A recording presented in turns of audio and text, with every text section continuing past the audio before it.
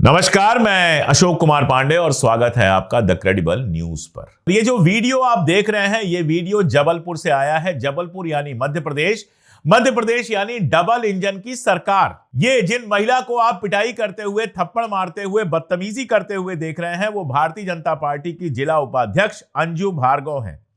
और जिनको ये मारने की कोशिश कर रही हैं जिस महिला को, वो दृष्टिहीन महिला है। उनकी आंखों में उनके रोशनी नहीं है, उसको मार रही हैं और मारते हुए कह रही हैं कि तुम इस जन्म में अंधी पैदा हुई, अगले जन्म में भी अंधी पैदा होगी। और आरोप लगा रही हैं कि वो बच्ची को, जो उनके साथ बच्ची है, उसके धर्म परिवर्तन की कोशिश कर रही है। वहीं वरिष्ठ पुलिस अधिकारी ये कहते हैं, पुलिस के ऑफिसर ये कहते हैं कि इस समय जबरदस्ती धर्म परिवर्तन का कहीं कोई सबूत नहीं है। छात्रों के बयान दर्ज किए जा रहे हैं और उन्होंने कहा कि हंगामे के बाद बच्चों को सुरक्षित वापस भेज दिया गया है। अब सारा मामला यह है कि हवाबाग महिला महाविद्यालय के पीछे एक चर्च है, जिस चर्च में पूजा अर्चना हो रही थी। क्रिसमस आ रहा है तो चर्च में उपस्थिति बढ़ जाएगी, गहमा गहमी बढ़ जाएगी, पूजा प्रार्थना बढ़ जाएगी।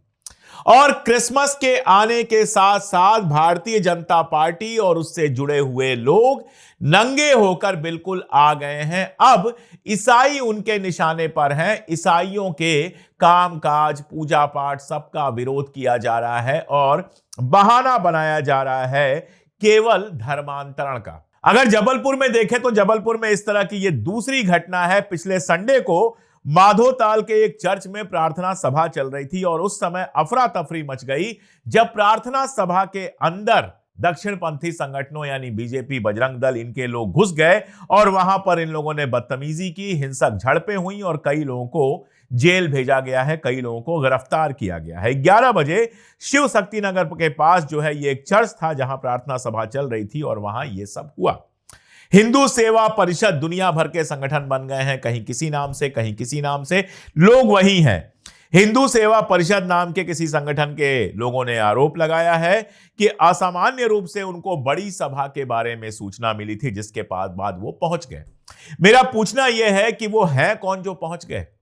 वो पुलिस है, कानून उनके पास है, उनको सरकार ने यह अधिकार दिया है कि कोई पूजा पाठ कर रहा हो वहां पर वो पहुंच जाए। प्रेयर में जो श्रद्धालु उपस्थित थे उनका कहना है कि प्रार्थना के दौरान जबरदस्ती 15-20 लड़के घुस गए और जय श्री राम का नारा लगाने लगे।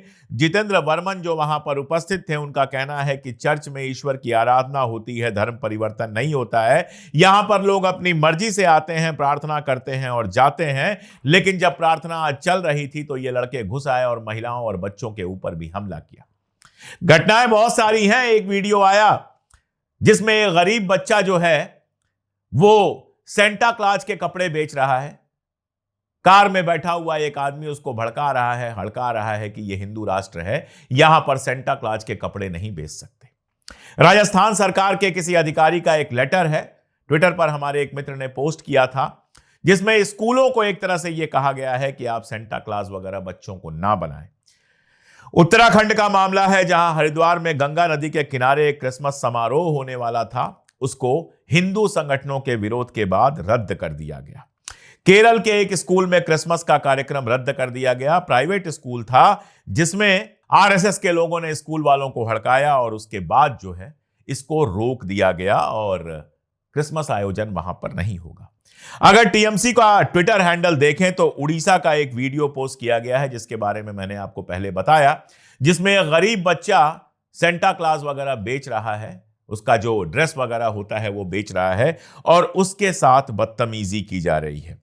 एक और वीडियो वायरल है जिसमें कर्नाटक के बेंगलोर में कोरमंगला का है वो वीडियो, जहां पर एक व्यक्ति चर्च के भीतर पादरी को धमका रहा है। अब हालत यह है कि दिल्ली में, महानगर दिल्ली में, राजधानी में लाजपत नगर का एक वीडियो आया है जिसमें सेंटा क्लॉज की टोपी पहने हुए जो लोग हैं उन ईसाई महिलाओं के ऊपर धर्म परिवर्तन का आरोप लगाकर तमाशा किया जा रहा है।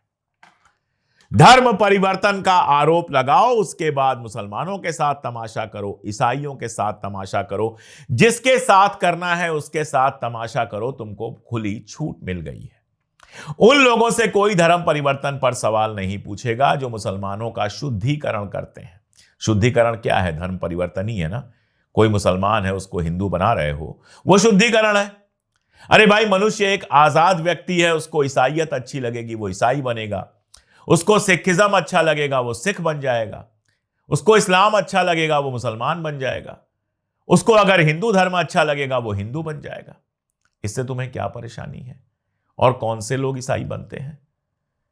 बड़े पैमाने पर ईसाई वही बने हैं जो दलित लोग थे, जिनको तुमने अपने घरों में आने का अधिकार नहीं दिया, जिनका छुआ तुम खाते नहीं हो, जिनके साथ तुम जानवरों की तरह व्यवहार करते हो। उन्होंने एक ऐसा धर्म चुन लिया जिसमें उनको बराबरी मिलती थी, तो अब सर में दर्द हो रहा है, अब परेशानी हो रही है। और हालत यह है कि एक धर्माचार्य जो हैं, अभी मुक्तेश्वरानंद सरस्वती, वो बयान देते हैं कि हिंदुत्व को ज्यादा खतरा जो है वो मुसलमानों से नहीं है, वो अंबेडकरवाद से है। क्यों? क्योंकि वही दलित जब अपना अधिकार मांगते हैं, जब छुआछूत दूर करने की बात करते हैं, जब बराबरी की बात करते हैं, तो आपका हिंदू धर्म खतरे में पड़ जाता है। तो फिर बताइए, अगर वो ऐसा कोई निर्णय ले लें, जैसे बाबा साहब बौद्ध बन गए थे, ऐसा कोई निर्णय वो ले लें, तो आपके सर में इतना दर्द क्यों होता है? दरअसल अल्पसंख्यकों के खिलाफ भारतीय जनता पार्टी का यह पागलपन दिनों दिन बढ़ता जा रहा है। 4-5% ईसाई हैं बस इस देश में, लेकिन वो भी उनसे बर्दाश्त नहीं हो रहे हैं। विदेशों में अगर छठ पूजा मनाई जाएगी तो बड़े गर्व से उनका फोटो लगाएंगे और कहेंगे, देखो हमारे हिंदू लोग वहां पर छठ पूजा मना रहे हैं। एक ईसाई देश में, किसी यूरोप के ईसाई देश में, जहां 90% 80% ईसाई हैं, वहां अगर आपको होली मनाने की, दिवाली मनाने की, छठ पूजा मनाने की छूट मिल रही है, तो अपने देश में दूसरे लोगों को आप वो त्योहार मनाने की छूट क्यों नहीं देंगे? अभी देखिएगा, आपका जो व्हाट्सएप है वो भर जाएगा, जहां लिखा जाएगा कि क्रिश्चियनिज्म जो है वो ईसाइयत जो है वो मनाती है क्रिसमस, तो क्रिसमस पर प्लीज मुझे बधाई मत दे। अरे भाई, तुम जैसे लोगों पर बधाई का कोई असर भी नहीं पड़ने वाला है। तुम इस लायक हो ही नहीं कि कोई किसी को बधाई दे। क्रिसमस मनाने का मतलब हमेशा चर्च में ही चला जाना नहीं होता है। नए साल की बधाई दी जाती है, ली जाती है। बधाई देने से ना कोई मुसलमान हिंदू हो जाएगा, ना कोई हिंदू मुसलमान हो जाएगा, ना कोई ईसाई हिंदू हो जाएगा, ना कोई हिंदू ईसाई हो जाएगा। हाँ, आपस में भाईचारा बढ़ता है। ईद का दिन आता है, बहुत सारे लोग मुझे बधाई देते हैं, मैं उन्हें बधाई देता हूं। होली का दिन आता है, ढेरों मुसलमान और ईसाई दोस्त बधाइयां भेजते हैं, मैं शुक्रिया कहता हूं, उनको भी बधाई देता हूं। क्या जितने मुसलमान दोस्त मुझे ईद पर बधाई भेजते हैं, या जितने मुसलमान दोस्त मुझे होली पर बधाई भेजते हैं, वो हिंदू हो जाते हैं? या जो लोग ईद पर अपने मुसलमान दोस्तों को या क्रिसमस पर एक दूसरे को बधाई देते हैं, वो क्या ईसाई हो जाते हैं? क्या बेवकूफी है। और ये बेवकूफी जो है वो तो है ही। जरा सोचिए कि ये तस्वीरें, ये वीडियो जो सोशल मीडिया पर पोस्ट हैं, कोई मैंने जाके नहीं बनाए हैं, ये सारे सोशल मीडिया पर वायरल हैं। 1,500, 2,000, 3,000 रिट्वीट हुए हैं, सैकड़ों हजारों लोगों ने पोस्ट किए हैं। जब ये वीडियो यूरोप में पहुंचेंगे और यूरोप का कोई आदमी इस वीडियो को देखेगा, और ये मत समझिए कि हिंदी है तो समझ में नहीं आएगी। हिंदी पर भी एक नया नाटक हुआ है। भारतीय जनता पार्टी की एक पार्षद हैं, उनका वीडियो आया है कल हड़काते हुए एक अफ्रीकन को, जो कोच है, जो फुटबॉल खेलना सिखा रहा था, उसको कह रही थी 1 महीने में हिंदी नहीं सीखोगे तो बाहर कर दिया जाएगा। कमाल है। खैर, जब सेंटा क्लास का मजाक उड़ाते हुए, चर्च के अंदर तमाशा करते हुए, इस तरह की शरारतें करते हुए वीडियो सारी दुनिया में वायरल होंगे, जब ये यूरोप के किसी मुल्क में पहुंचेंगे, कोई ईसाई, कोई यूरोपियन ईसाई इसको देखेगा, तो पहला सवाल उसके मन में क्या आएगा? उसके मन में यही आएगा कि हिंदुस्तान से यहां लोग आते हैं, यहां की नागरिकता भी ले लेते हैं, घर खरीद लेते हैं, नौकरियां करते हैं, बच्चे स्कूलों में पढ़ते हैं, बिल्कुल बराबरी का व्यवहार मिलता है, कहीं कोई समस्या नहीं होती है, मंदिर भी बना लेते हैं, अपने मंदिरों में जाते भी हैं, पूजा भी करते हैं, होली भी मनाते हैं, दिवाली भी मनाते हैं, हम तो कभी परेशान नहीं करते। लेकिन ईसाई जब वहां पर न्यू ईयर मनाने की, क्रिसमस मनाने की बात कर रहा है, तो ये कौन से लोग हैं जो परेशान करते हैं?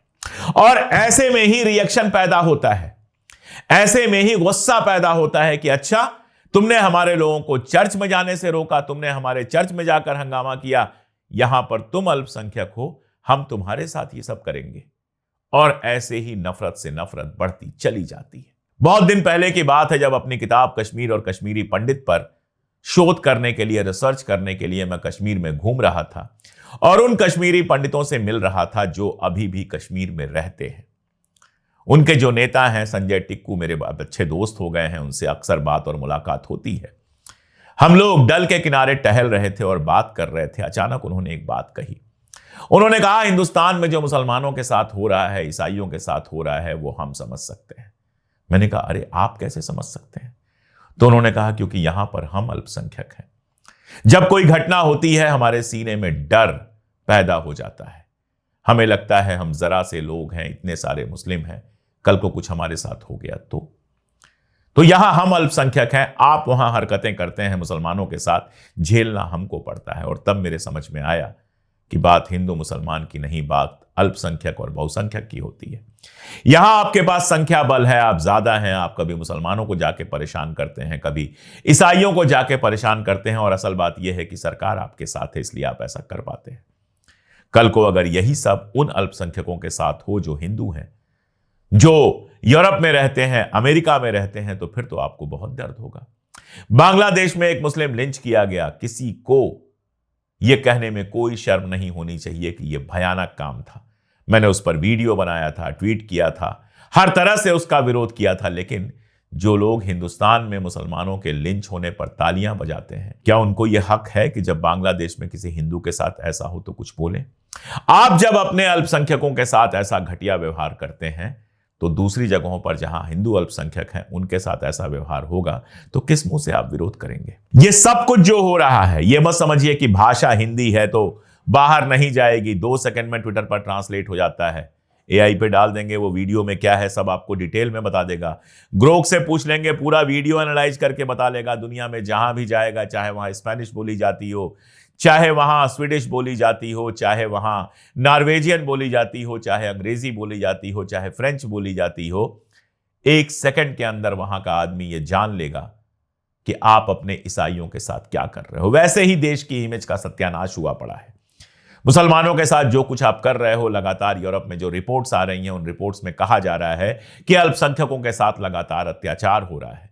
मिडिल ईस्ट में मोदी जी को मिलते सम्मान और तारीफों के पोस्ट पर मत जाइए। अंदर अंदर मिडिल ईस्ट में जिस तरह से भारत की इमेज खराब हुई है, वो वही समझ सकता है जो वहां जाता है, जो वहां के लोगों से संपर्क में है, जो भारतीय वहां रह रहे हैं उनके संपर्क में है। और अब अगर इस तरह की हरकतें ईसाइयों के साथ लगातार होंगी तो यूरोप और अमेरिका में भी आपकी इमेज लगातार खराब होती जाएगी। ये जो खुद को देशभक्त कह रहे हैं, दरअसल देश के सबसे बड़े दुश्मन हैं। ये देश को तोड़ने वाले हैं, ये देश को बांटने वाले हैं, ये दुनिया भर में देश की इमेज का सत्यानाश करने वाले हैं। दर्द ये होता है कि सरकारें चुपचाप बैठी हुई हैं। छत्तीसगढ़ और उड़ीसा से कैसी कैसी घटनाओं की रिपोर्ट आई, लेकिन सब खामोश बैठे हुए हैं। सरकार को लगता है कि इससे हमारा वोट बैंक मजबूत हो रहा है, लेकिन वोट बैंक मजबूत करने के चक्कर में देश को लगातार जिस तरह से कमजोर किया जा रहा है, वो कितना शर्मनाक है, ये सोचना और समझना भी मुश्किल है। इसके क्या असरात होंगे, ये कोई भी समझदार आदमी समझ सकता है, लेकिन जब पागलपन सर पे सवार हो तो समझदार जाने क्यों खामोश हो जाते हैं। हम तो नहीं रह सकते खामोश, इसलिए लगातार ऐसे मुद्दों पर हम आवाज उठा रहे हैं, उठाते रहेंगे। जुड़े रहिए हमारे साथ, देखते रहिए हमारे वीडियोस, और अगर अब तक सब्सक्राइब ना किया हो तो सब्सक्राइब कर लीजिए। और एक अपील जो मैं लगातार करता रहता हूं कि अगर मुमकिन हो तो हमारे चैनल की मेंबरशिप लेकर हमारी ताकत बने। 3 रुपए रोज से भी कम की आपकी मेंबरशिप हमें बहुत मजबूती देती है। आप ये कोड स्कैन कर सकते हैं, जो QR कोड आपके स्क्रीन पर दिखाई दे रहा है। इसके अलावा आप ज्वाइन बटन दबा सकते हैं, वीडियो के ठीक नीचे दिखाई देगी, या फिर पिन कमेंट देख लें या डिस्क्रिप्शन देख लें, हर जगह ज्वाइनिंग के हमने लिंक दिए हुए हैं। आप जुड़ेंगे तो हम मजबूती के साथ वो बात कह सकेंगे जो कहने में ज्यादातर लोगों को आज डर लगता है। आज के लिए इतना ही, बहुत शुक्रिया।